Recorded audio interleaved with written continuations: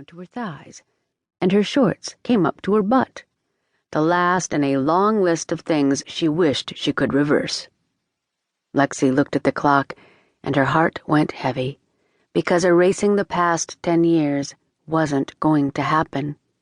Neither was ignoring the fact that her grandmother was expecting her in less than an hour, or that she would have to face her family and friends eventually. But when she did, it was going to be on her terms. And in that damn sundress, which meant she needed to get to her car. Lexi grabbed her car keys and headed down the rear stairs. Cracking the door open, she glanced around, her shoulders relaxing slightly when she saw that the alley next to the bakery and the back parking lot where she had parked her car was reassuringly empty. She had snuck in and out of this apartment so many times as a teenager, there was no reason that her heart should be pounding out of her chest right now.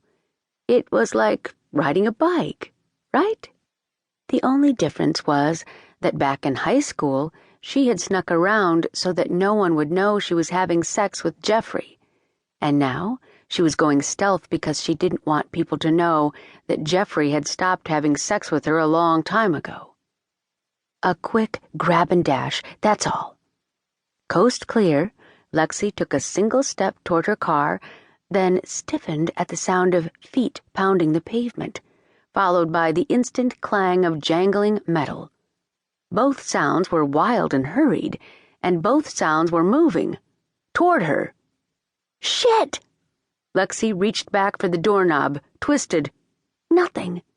Shit, shit, shit! It was locked. In her grandmother's mission to protect Lexi's teenage virtue, Priscilla had installed safety measures. A doorknob that was extremely loud to open, with a lock that was always engaged. Lexi patted down the sides of her shorts as though expecting to find magical pockets containing a set of apartment keys. Sadly, she found neither. "Come here, boy." A distinctly male and distinctly familiar voice called out, followed by a playful bark that sounded much closer. Lexi froze, and last night's pastry dinner declared war on her stomach. "That's it, come on, good boy." Claws clicked excitedly on the pavement. A dog tore around the corner. He was some kind of mastiff thoroughbred mix, with paws the size of a polar bear's and covered head to tail in mud, and he was headed directly toward her. "Damn it, wingman, I said come!" This could not be happening. Fear had her feet moving, and fast. Lexi would rather explain to her grandmother that she had snuck into the apartment than face him. She shot around the corner of the building and, deciding that running didn't make her a coward, made a beeline down the alley next to the bakery, hoping to slip in the delivery door without being noticed. She got to the corner of Main Street and stopped, her stomach plummeting to her toes.